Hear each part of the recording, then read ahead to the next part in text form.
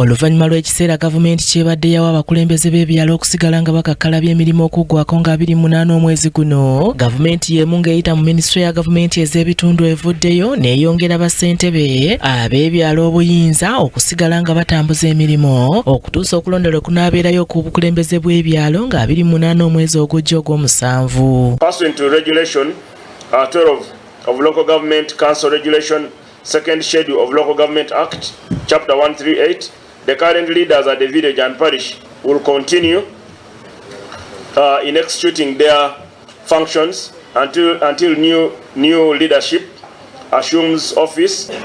Bw'Ebyalo kati era chairman wo w'okukyalo kati incumbent abaddeko ye chairman wo. Bw'oba olina kye weetaaga ku kyalo nga kyetaagisa bbaluwa ya chairman, ne bw'oba tomuwagira ng'ogenda kulondamu mulala, sooka y'okolagane naye kubanga ye chairman aliko kati. Minisita wa gavumenti ez'ebitundu Balamu Balugahala asinzidde ku Media Center mu Kampala okulangirira bino ng'era ategeezezza nti woofiisi z'abassentebe b'ebyalo za mugaso nnyo kale nga tebasobola kuzireka nga nkalu era nti kwe kusalawo okwongezayo ekiseera eky'obuweereza bw'abakulembeze abaliko. Committee play significant roles in their communities and they are a bedrock of governance as first point of contact between government and the people.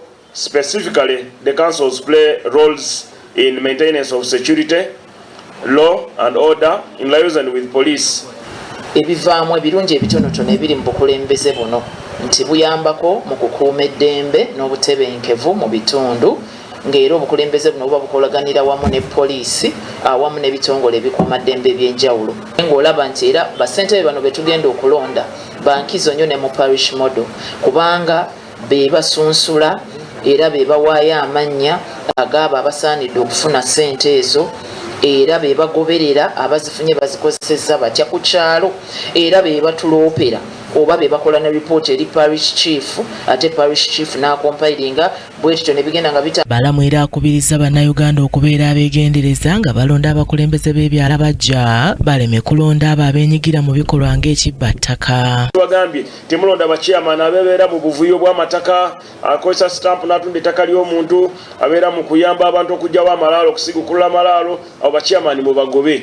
Bachairman abeetabye mu kugaba PDM ne bagabira amaka gaabwe ne famire zaabwe, ate ne bamala myaka 4 nga giweddeko tebanasasula, abo bachairman temubawa. Mulonde bachairman abalina omwoyo gw'eggwanga. Ono era alaze nga gavumenti bw'eteekateeka okubangula abakulembeze b'ebyalo abanaaba balondeddwa ku ntambuza y'emirimu.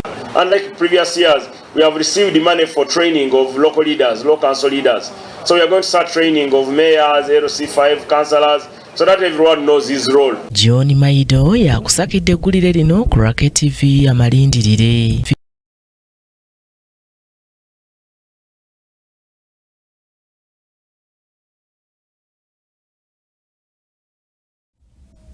Mu byemizannyo nga kiraabu ez'enjawulo wano mu ggwanga zeeteekerateekera liigi y'omwaka